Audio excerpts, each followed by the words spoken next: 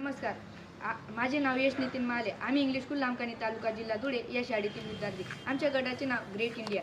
गटातील प्रमुख रितिका माले आणि गटातील सदस्य यश माले आणि युतिका सोनवणे. आमचा विषय आत्मनिर्भर भारत व स्वदेशी. आत्मनिर्भर म्हणजे काय? तर आत्मनिर्भर म्हणजे स्वतःच्या बळावर उभे राहणे आणि प्रगती करणे म्हणजेच आत्मनिर्भर होय.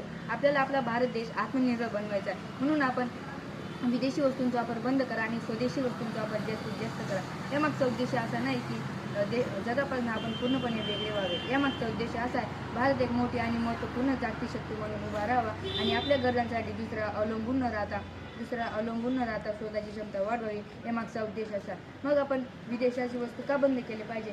जर आपण विदेशाची वस्तू बंद केली तर त्यामागचा पैसा देशातच राहतो आणि विदेशी वस्तूचा विकत घेत राहिलो त्यामागचा पैसा विदेशात जातात. समजा आता पहिले आपण कुंभाराकडनं माठ काही भांडे असतील ते घ्यायचं. आता आपण चायनाकडनं चिनी माती मागवतो आणि त्यांचे भांडे तयार करून आपण विकतो. पण तसं न करता आपण कुंभाराकडनं सामान घेतलं पाहिजे आणि कुंभाराकडनं सामान घेतलं पाहिजे.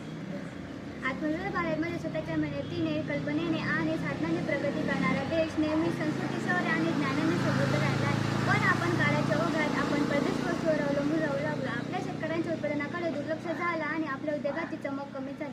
आपल्या देशात जर प्रत्येक नागरिक देशासाठी काहीतरी बनवू शकतो असं ठरवेल तर भारत जगातील सर्वात श्रीमंत आणि मजबूत देश बनेल. पण आपण स्वदेशी न बनता परदेशी बनलो आहोत. आपण छोटीशी वस्तू सुद्धा इतर देशांकडून घेतो म्हणून आपला देश खूप मागे आहे. पण कोणाला हे दिसत नाही. आपल्या देशाला प्रोत्साहन न देता आपण इतर देशाला प्रोत्साहन जास्त देत आहोत. आपल्या भारताने इतर देशावर अवलंबून न राहता स्वदेशी बनायला हवं. जरा भारताने हा विचार करायला हवं. तो देश जर सगळ्या वस्तू बनवू शकतो तर आपला भारत देश का बनवू शकत नाही? आपणही स्वदेशी वस्तू बनवल्या तर आपल्या भारत देशाची प्रगती खूप मोठी होईल आणि इतर देशापैकी आपला भारत देश खूप मोठा झाला. आपण पाहिले कोरोना काळात आपण औषधे, लस, मास्क हे आपण स्वदेशी बनवून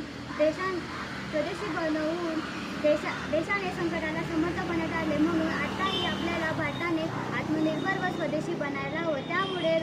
त्यामुळे रोजगाराच्या संधी वाढतात आणि शिकून स्वतः सक्षम होते. आजही स्वदेशीचा अर्थ स्थानिक व्यवसायांना आणि उद्योगांना पाठिंबा देणे हा आहे. यामुळे देशाची अर्थव्यवस्था मजबूत होते.